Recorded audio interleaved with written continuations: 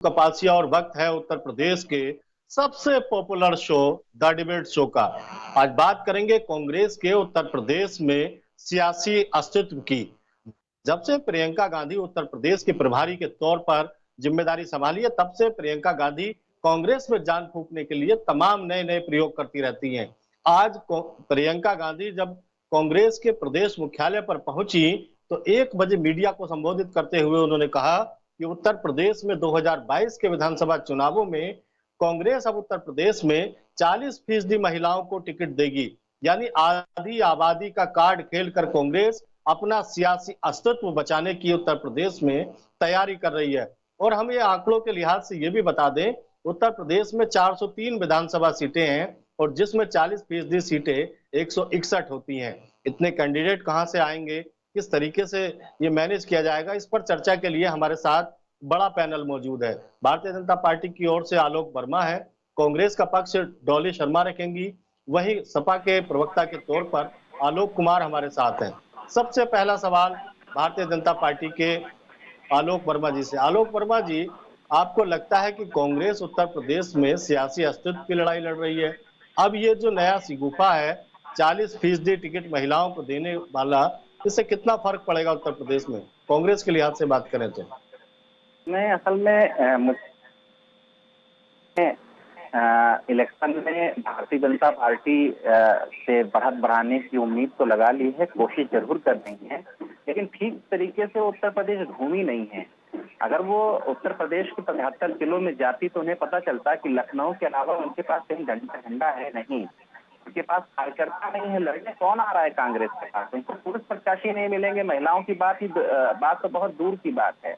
कहां से लड़ेंगी, कैसे लड़ेंगी? तो मुझे लगता है कि हकीकत से अनजान है। कभी कभी प्लेन से चली आती हैं इलेक्शन लड़ने के बहाने, कहीं लखनऊ में किसी कोने में कुछ धरना दे देती हैं, कहीं कुछ तमाशा कर लेती हैं, तो उन्हें लगता है कि इलेक्शन किसी तरीके से लड़ा जाता है। लेकिन कांग्रेसियों को उत्तर प्रदेश के लोगों को समझने का जो समय है वो बहुत पीछे चला गया। 3 दशकों से उत्तर प्रदेश में कांग्रेस है ही नहीं, तो उन्हें पता कैसे चलेगा कि यहाँ के लोग क्या चाहते हैं और गंगा में कितना पानी बह चुका है। अब लोग इस तरीके की शिगुफे की राजनीति में फंसते नहीं है और इससे कोई प्रभाव पड़ता हो ये भी कहीं कभी दिखाई नहीं पड़ा है। हमें लगता है और मुझे लगता है आप भी इसको इस बात को महसूस करते होंगे कि उत्तर प्रदेश की लड़ाई शिगुफे से नहीं लड़ी जाती सियासी लड़ाई। यहाँ पर आपको जमीन पर उतर के काम करना पड़ता है, लोगों के दुख सुख में हिस्सेदार बनना पड़ता है, लगातार लोगों के बीच में रहना पड़ता है। भारतीय जनता पार्टी लगातार 4.5 सालों से अगर शानदार जीत उत्तर प्रदेश में हासिल करती रही है, आपको याद होगा कि राहुल गांधी जी भी इसी शिगुफे के साथ आए थे। आपको याद होगा 2017 में उत्तर प्रदेश में 60 सभाएं कर रहे थे। बाद में अचानक एक दिन उन्होंने प्रेस कॉन्फ्रेंस की और कहा कि हम बबुआ के साथ जा रहे हैं, और कांग्रेस और समाजवादी पार्टी ने साथ चुनाव लड़ा था। कुल मिला के कितनी सीटें हासिल हुई थी? दोनों को 54 सीटें हासिल हुई थी पूरे उत्तर प्रदेश में। 403 हो रहे। लेकिन आलोक जी, आधी आबादी के अधिकारों की सुरक्षा की बात हो, आधी आबादी के आरक्षण की बात हो, 33% आरक्षण की मांग हमेशा उठती रही है। यदि कांग्रेस 40% आरक्षण देती है महिलाओं को टिकटों में 2022 के विधानसभा चुनावों में, तो आखिरकार आपको आपत्ति क्यों है? आप भी अपने यहाँ इस बात को लागू कीजिए, दीजिए आधी आबादी को उनका हक। नहीं, हमें कोई आपत्ति नहीं है। कांग्रेस इस तरीके का काम करती है, इस दिशा में आगे बढ़ती है, तो हमें कोई आपत्ति नहीं है।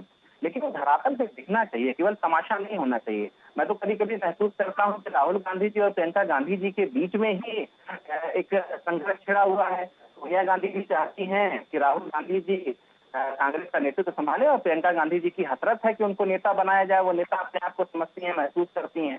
तो मुझे लगता है कि पूरे हिंदुस्तान में इसमें कहीं कोई शक नहीं, महिलाओं को बहुत तरीके से बढ़ाया जा सकता है, बढ़ाया जा रहा है। भारतीय जनता पार्टी भी लगातार महिलाओं को बढ़ावा देती है, पार्टी के संगठन में बढ़ावा देती है। हमारा तो नारा ही है सबका साथ। ठीक है आलोक जी, आपके पास लौटेंगे। महिलाओं को भी ठीक है आलोक जी, आपके पास हैं। लौटेंगे। हमारे पास समाजवादी पार्टी के प्रवक्ता हैं आलोक कुमार जी।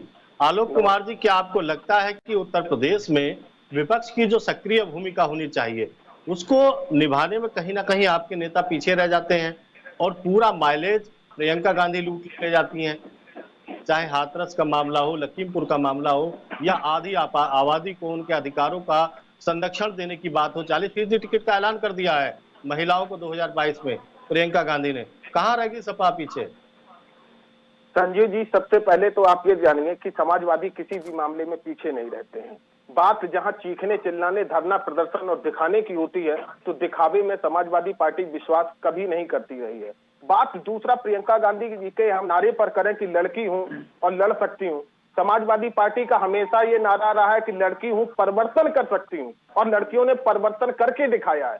आप संजीव जी इतनी सी बात मोटी सी एक समझने का प्रयास करिए कि सिर्फ राजनीतिक रूप से महिलाओं को सशक्त नहीं किया जा सकता। ये बहुत अच्छी बात है कि देश के प्रगति के लिए बहुसंख्यक जनता एक साथ आके काम करे, तभी ये राष्ट्र संपूर्ण राष्ट्र में एक विश्व गुरु बन सकता है। लेकिन इसके लिए सिर्फ राजनीतिक महत्वाकांक्षा और इसके लिए सिर्फ राजनीतिक हम उनको हिस्सेदारी दे दें तो उससे महिलाओं का कतई उत्थान नहीं होने वाला है। महिलाओं का या संपूर्ण समाज का उत्थान तभी होता है जब उन्हें संपूर्ण रूप से आर्थिक, सामाजिक, राजनीतिक, शिक्षा, चिकित्सा सारी चीजें जब तक उन्हें सशक्त रूप से नहीं मिलती हैं। और आपने ये देखा होगा कि हमारी जो महिला सशक्तिकरण की आदर्श मॉडल मानी जाती हैं, डिम्पल जी ने और पूर्व हमारे राष्ट्रीय अध्यक्ष जी ने जो जिस तरीके से जो योजनाएं चलाई थी, तो चाहे वो रानी लक्ष्मीबाई से संबंधित उन्होंने पोषण की योजना हो, चाहे वुमेन हेल्पलाइन नंबर हो, तो चाहे जितनी किशोरी की मदद हो, चाहे कन्या विद्याधन हो,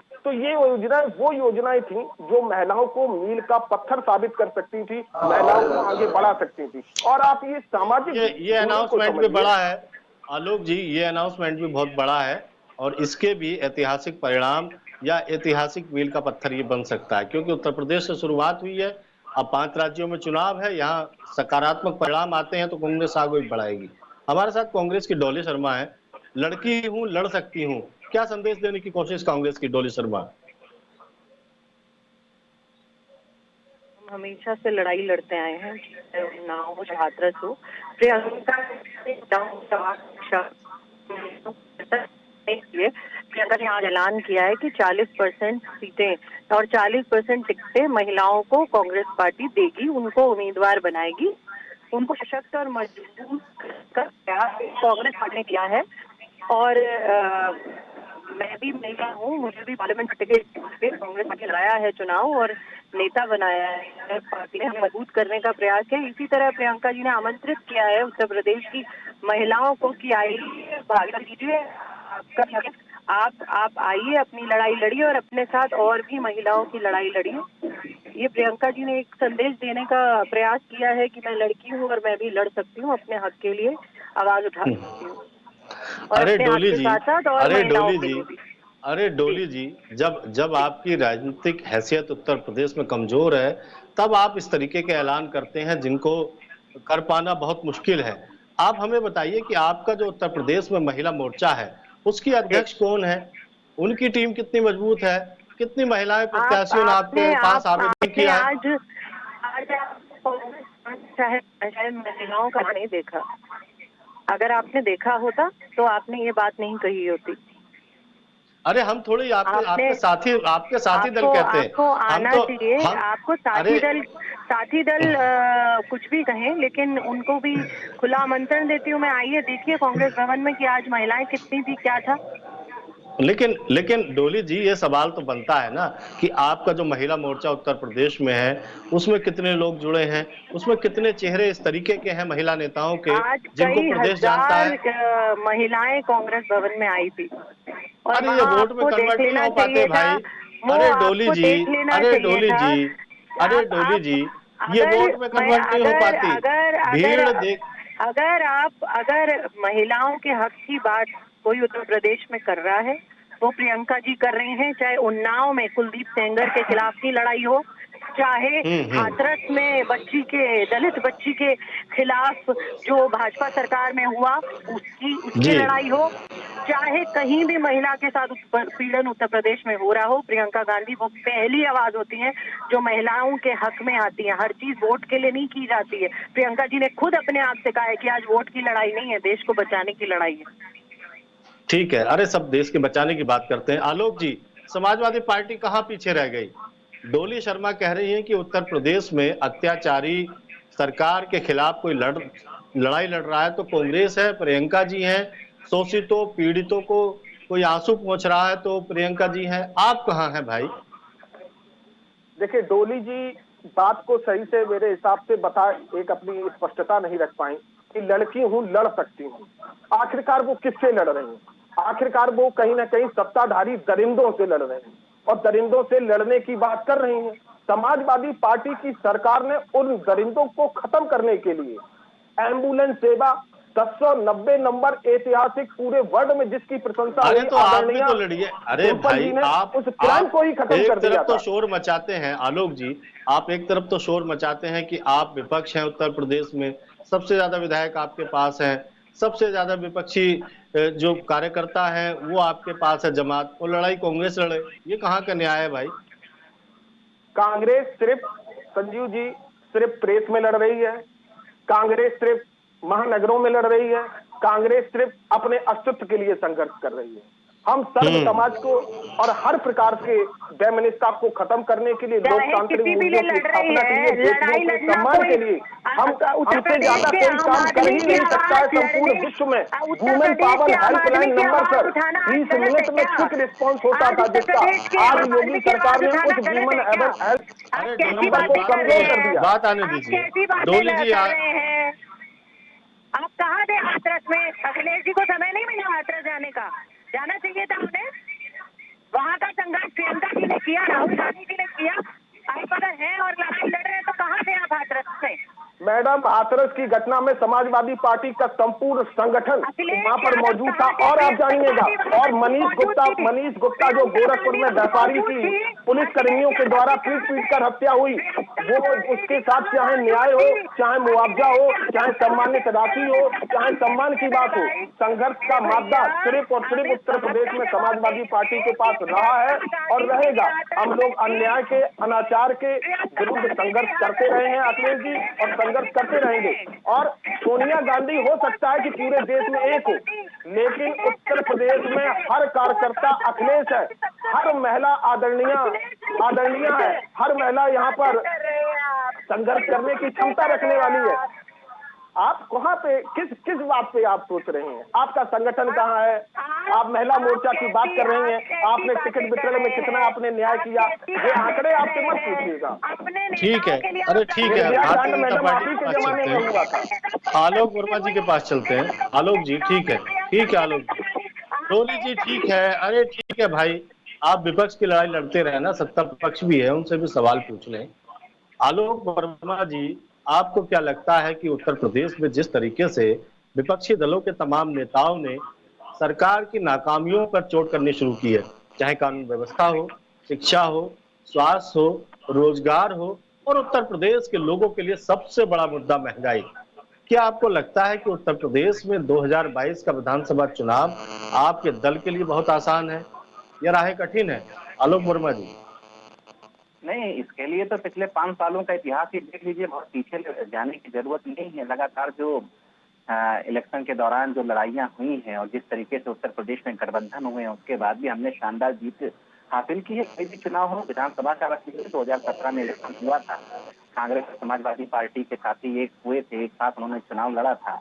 और उस समय आप कांग्रेस इतनी कमजोर भी नहीं थी जिस हालत में अब थी। राहुल गांधी उसे जिंदा करने की कोशिश कर रहे थे, एक चुनावी एजेंसी भी उनके पीछे लगी हुई थी, उनको एडवाइस दे रही थी, आज सभाएं उत्तर प्रदेश में निकाली जा रही थी। और जब इलेक्शन का अंतिम दिन था तो आपको याद होगा, राहुल गांधी और कांग्रेस समाजवादी पार्टी के अखिलेश जी एक साथ एक होटल में इकट्ठा हुए थे और कहा साथ मिलकर के चुनाव लड़ेंगे। चुनाव लड़े, 403 सीटों में दोनों को 54 सीटें हासिल हुई। 2019 बहुत पीछे तो नहीं चला गया। 2019 में लोकसभा चुनाव हुआ, समाजवादी पार्टी के साथ बसपा ने चुनाव लड़ा, कुल मिला के 80 सीटों में उत्तर प्रदेश की दोनों दलों को 15 सीटें मिली, बसपा 10 सीटों पर और समाजवादी पार्टी 5 सीटें हासिल कर पाई। अभी हाल में चुनाव हुआ है, पंचायत चुनाव हुआ है, हमने शानदार जीत हासिल की। हमने लगातार जनता के बीच में काम किया है और लोगों के बीच में रहे। बात तो आप मानेंगे आलोक जी, कांग्रेस का 40% महिलाओं को 2022 के विधानसभा चुनाव में टिकट देना बड़ा स्टैंड है। आप उनके लिए बैकफुट पे हो भी आ सकता है, सकते हैं। उनके वो कुछ भी कर सकते हैं, वो किसी को कह दें कि टिकट देंगे, उनके पास है कौन? पूरे उत्तर प्रदेश में देख लीजिए, 75 जिलों में चले जाइए ना, उनके पास संगठन है, ना डंडा है, ना झंडा है। फिर प्रियंका गांधी जाके देखिए तो आपको, आपने भी सवाल किया था कांग्रेस के साथी से, आपकी महिला मोर्चा की अध्यक्ष कौन है? आप 10 लोगों के नाम पूछ लीजिए, बाकी महिला मोर्चा के 10 लोग कौन है वो नहीं बता पाएंगे। अरे आप पार्टी में पूछिए, लखनऊ के बाहर जाकर के वो बता दें लखनऊ के बाहर 10 नेता कौन है कांग्रेस में। तो मुझे लगता है कि जब उनके पास नेता ही नहीं है तब चले गए 3 दशकों में, कोई यहाँ गया आलोक कोई जी वहां ठीक गया, है, डोली जी से कोई यहाँ सवाल है। गिरा कोई वहां आलोक गिरा। जी, तो आलोक मुझे जी, लगता है अरे भाई कि सवाल कुछ है ही मुझे नहीं, पूछने दो। आलोक जी ठीक है, ठीक है, ठीक, डोली जी, लेकिन एक बात, एक सवाल तो कांग्रेस पर उठेगा ही। जब आप सत्ता में रहे, उत्तर प्रदेश में 50 वर्षों तक आपने शासन किया, देश में 60 वर्षों तक आपने शासन किया, तब तो आपको 40% आरक्षण महिलाओं को देने का ख्याल नहीं आया। जब कांग्रेस की उत्तर प्रदेश में स्थिति यह है कि आपके पास सिर्फ 6 एमएलए हैं, 1 सांसद हैं, वो भी आपकी राष्ट्रीय अध्यक्षा सोनिया गांधी जी।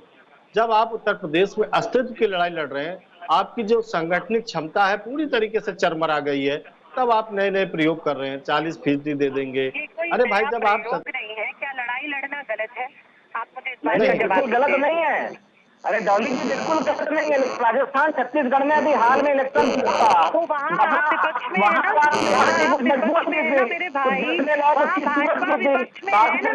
ये एक लाइन स्पीकर, ये एक लाइन स्पीकर 14% सीटें आपने महिलाओं को वहाँ पर दी है। तमाशा छोड़िए, उत्तर प्रदेश की राजनीति तमाशों से नहीं चलती डॉली जी, बड़ा जमीन से उतर के काम करना पड़ता है यहाँ पर।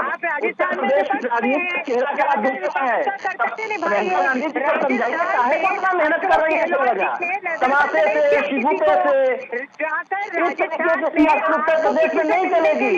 राजस्थान में रोका नहीं, तानाशाही रवैया अशोक गहलोत जी का नहीं है। अरे छत्तीसगढ़ में 14% सीटें दी थी आपने, 14% सीटें दी थी, वहाँ सवाल नहीं खड़ा करती। अरे प्रियंका जी को भी अपना भी हक से चलने वो। आलोक वर्मा जी, आलोक वर्मा, डोली जी, डोली जी, हमारे यहाँ बहुत सम्मान पाते हैं, आप चिंता न करें। आप तो यहाँ तानाशाही रवैये से जनता के दुख बांट रहे, आप किसी को कहना नहीं देना चाहते। सब बंद कर दो।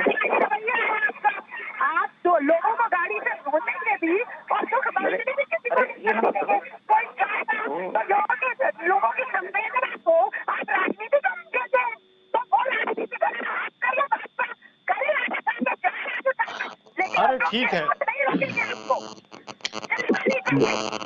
आप लोगों को। मंत्री आपके मंत्री धमकी देते हैं, मंत्री डॉली जी यहाँ बहस कर लीजिए, और इस तरीके की बातें कर रहे हैं। अभी बहुत समय मिलेगा आपको, हो सकता है आपको तो मिल जाए। एक इकलौता नाम है कांग्रेस में किसका नाम सूझ रहा है मुझे। देश में देखा कैसे कोरोना में लाशें बनी, देश के इतिहास में गंगा मां में लाशें बनी, शमशान घाटों में खत्म हो गई जगह। हिंदुस्तान के इतिहास में हिंदुओं की इतनी बेकदरी कभी नहीं हुई। क्या बातें कर रहे हैं, झूठ बोलते हैं यहाँ के नेशनल टेलीविजन पे। सवाल यह है कि जब आप विपक्ष में हैं तो सरकार की नाकामियों को लेकर जनता के बीच में जाएंगे, चाहे कानून व्यवस्था हो, शिक्षा हो, रोजगार हो, महंगाई हो। लेकिन जब आप सत्ता में आते हैं, जब आप सत्ता की कुर्सी पर बैठते हैं, सभी दल ये बात भूल के जाते हैं कि हमारे भी जनता के प्रति बहुत सारे दायित्व हैं। महंगाई को काबू रखना है, कानून व्यवस्था ठीक रखनी है ताकि लोग खुशहाल रहें, सुखी रहें, सुरक्षित रहें।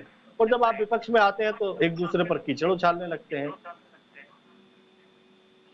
डोली जी, देखिए, ये जो राजस्थान की बात कर रहे हैं, वहाँ राजस्थान में अशोक गहलोत जी ने किसी भी विपक्ष के नेता को रोका नहीं, गिरफ्तार नहीं किया। वहाँ मुलजिमों को पकड़ा गया, मुलजिमों को बचाया नहीं गया। इनकी तरह प्रेशर बनाने के बाद जो गिरफ्तारी हुई टेलीविजन जी के व्यक्ति, और उसके बाद आज भी जिसका पिता गृह मंत्री के पद पर है, उनसे आप न्याय की उम्मीद करते हैं कि वो न्याय करेंगे? किसानों को वो खुले मन से धमकी दे रहे हैं अशोक गहलोत जी ने और राजस्थान सरकार ने। वहाँ ऐसा नहीं होता, वहाँ नहीं जाता। ठीक है, आलोक जी के पास चलेंगे, आलोक कुमार के पास चलेंगे, समाजवादी पार्टी के प्रवक्ता। ठीक है डोली जी, आपकी बात आ गई। आलोक जी, क्या आपको लगता है कि समाजवादी पार्टी को भी एक इस तरीके का बहुत मजबूत स्टंट लेने की जरूरत है जिस तरीके का माइलेज आज कांग्रेस ने लिया है? 40% महिलाओं को टिकट देकर, जिस तरीके से आप समझिए कि बिहार में जब चुनाव होते हैं नीतीश कुमार के पीछे महिलाएं वोट करती हैं, क्योंकि शराबबंदी कई अन्य मुद्दे हो सकते हैं, लेकिन उत्तर प्रदेश में आपको भी इस तरीके के स्टंट करने पड़ेंगे, स्टंट लेने पड़ेंगे पॉलिटिकली, ताकि आप लगे कि आप भारतीय जनता पार्टी का अल्टरनेट हो सकते हैं। संजीव जी, समाजवादी दल और हमारे राष्ट्रीय अध्यक्ष जी और उनके फ्रंटल संगठन बहुत पहले समाज में ज्वलंत समस्याओं को लेकर धरना प्रदर्शन और समाज को जागरूक करने का प्रयास कर रहे हैं। रही बात हमारे दोनों साथियों की, जो गैर जरूरी मुद्दों पर चर्चा कर रहे थे और जो जरूरी मुद्दे थे उन पे बात ही नहीं करना चाहते थे। संजीव जी, आज चाहे आप वर्ल्ड हैप्पीनेस रिपोर्ट देखें, चाहे फ्रीडम रिपोर्ट देखें, चाहे मीडिया से संबंधित कोई भी रिपोर्ट देखें, उसमें भारत का पायदान कितना नीचे गिरा है, भुखमरी से देश की क्या स्थिति है, कितने परिवार भूखे और बिना कपड़े के सो रहे हैं, ये सारे आज आंकड़े सरकार के द्वारा ही दे दिए गए हैं। रही बात इस देश की, तो इस देश में वर्तमान में भूख, बेरोजगारी, गरीबी, असमानता और आय की असमानता से लेते हुए बहुत सारे ऐसी समस्याएं इजाद कर दी हैं इस सरकार ने कि जिनको खत्म कर पाना आगे के राजनीतिक दलों के लिए बड़ा संकट जैसा होगा। और एक चीज हो कि कोई भी समस्या हो उसके समाधान का हम प्रयास करें तो एक बात समझ में आती है, हमारे सत्ता पक्ष के जो साथी हैं वो समस्या को ही सिरे से नकार देते हैं। 11 माह से किसान अपनी जायज मांगों को लेकर पूरे देश में इधर उधर परेशान घूम रहे, भटक रहे हैं, आप उनको बरगलाने का प्रयास कर रहे हैं। युवा नौकरी के लिए भटक रहा है, जाने कितने 11 करोड़ से अधिक नौजवान हमारे साथी जो रोजगार में थे इस कोरोना काल में उनसे रोजगार छीन लिया गया है, उनको रोजगार दिलाने की बात नहीं कर पा रहे, तो आखिरकार ऐसे समाज में कैसे? आलोक कुमार, इस स्लोगन पर क्या कहेंगे? लड़की हूं लड़ सकती हूं, क्या हिट करेगा ये स्लोगन उत्तर प्रदेश में? देखिए सर, मैंने तो आपसे पहले इसमें संशोधन करके ये कहा, लड़की हूं, परिवर्तन कर सकती हूं और परिवर्तन करके दिखाऊंगी। और लड़कियों के लिए और महिलाओं के सम्मान के लिए आदरणीय डिंपल जी जितना सशक्त काम आज तक संपूर्ण हिंदुस्तान और विश्व में किसी ने नहीं किया होगा, कुपोषण से लेते हुए पोषण में कन्या विद्याधन से लेते हुए 190 number woman power helpline number से लेते हुए जाने क्या क्या उन्होंने किया है कि 20 मिनट में किसी भी महिला को परेशान हो। जननी सुरक्षा योजना के तहत एम्बुलेंस उसके घर तक पहुंच जाया करती थी। तो बेटियों के बिना आगे आए ये राष्ट्र सशक्त तो नहीं हो सकता। ये समाजवादी पार्टी हमेशा कहती रही, पर्दा प्रथा का विरोध हम लोग करते रहे, महिलाओं के सशक्त करने की बात हम बहुत पहले से कर रहे हैं। प्रियंका जी ये बात करने में बहुत लेट हो गई है। हाँ, वो सत्ता पक्ष से जरूर कह सकती है कि बेटियों को बचाने के लिए हमें मजबूर करना पड़ेगा, करना पड़ेगा, ये बात मैं उनकी मान सकता हूँ। कांग्रेस पार्टी ने दिया तो आवाज नहीं आती, आप आपकी बात कांग्रेस पार्टी ने दिया। ठीक है डोली जी, आलोक वर्मा जी से एक सवाल लेने दीजिए। अरे आप डिबेट को डिस्टर्ब ना कीजिए। डोली जी एक मिनट। आलोक वर्मा जी, लड़की हूं लड़ सकती हूं, कितनी डरेगी भारतीय जनता पार्टी इस स्लोगन से? क्या लगता है कि प्रियंका का चेहरा आपके लिए कुछ उत्तर प्रदेश में मुश्किल पैदा कर सकता है? हमारे लिए नहीं, समाजवादी पार्टी के साथियों से पूछिए, उनके लिए शायद मुश्किल पैदा कर सकता है। उनके साथ तो उनका तो गठबंधन रहा है, मित्र वो रहे हैं, दोस्त वो रहे हैं कांग्रेस के, तो वो ज्यादा समझ पाएंगे कि उनके लिए क्या क्या मुश्किल खड़ी होगी। हमारे लिए कोई फर्क नहीं पड़ता, हम तो सीधे चलने वाले लोग हैं। पीछे कौन आ रहा है, क्या कर रहा है, हम इस पर जाते भी नहीं, इसके बारे में सोचते भी नहीं। अपनी राह पर चलते हैं, सबको साथ लेकर के चलते हैं, सबके विकास की बात करते हैं और सबके विश्वास की बात करते हैं। अब भारतीय जनता पार्टी की शायद यही सोच है, सबको साथ लेने की, सबके विकास की, सबके विश्वास की, जिसकी वजह से भारतीय जनता पार्टी आज मौजूदा अरे डोली जी अरे मैडम डोली जी जरा चर्चा ये चौथे नंबर की पार्टी है, सबसे ज्यादा जगह चाहती है आप। अरे डोली जी, अरे डोली जी इतना चुप रह रही है आप। अरे ठहर जाइए, रुक जाइए, सुन लीजिए, अभी बहुत समय आएगा आपके लिए। अभी तो चौथे नंबर पे हैं, अभी तो आने दीजिए। देखिए प्रियंका गांधी जी टिकती हैं, रहती हैं, 2024 तक आगे बढ़ती हैं कि राहुल गांधी जी की तरफ जाती हैं। हमें तो लगता है कि 2017 के बाद जो दशा कांग्रेस की हुई थी, राहुल गांधी जी की हुई थी, ये पूरी तरीके से एक नजारा है उत्तर प्रदेश की सियासत का। 2022 के विधानसभा चुनावों के लिए सभी सियासी दलों ने कमर कस ली है। खासतौर से कांग्रेस की बात करें तो सबसे पहले मैं धन्यवाद देना चाहूंगा। डोली जी आपका भी धन्यवाद, आलोक वर्मा जी आपका भी धन्यवाद, आलोक कुमार जी आपका भी बहुत बहुत धन्यवाद। प्रियंका गांधी ने आज राजधानी लखनऊ में 403 विधानसभा सीटों में से 161 सीटों पर यानी 40% सीटों पर महिलाओं को चुनाव लड़ाकर यानी आरक्षण देकर एक बड़ी हलचल उत्तर प्रदेश में पैदा कर दी है। हालांकि ये उनका जो प्रयोग है कितना उत्तर प्रदेश में कारगर होगा, क्योंकि उत्तर प्रदेश में कांग्रेस वेंटिलेटर पर है। कांग्रेस की जो स्थिति है बहुत मजबूत नहीं है, लेकिन कांग्रेस में प्रियंका गांधी के जो प्रयास हैं वो बेहद सफल हैं और बेहद भीड़ उनके चेहरे को देखने आती है, लोग उनके नाम पर आते हैं, लेकिन यही भीड़ वोट में कन्वर्ट नहीं हो पाती। क्या 2022 के विधानसभा चुनावों में आधी आबादी काट प्रियंका गांधी का एक सर्वमान्य चेहरा कांग्रेस को संजीवनी दे पाएगा?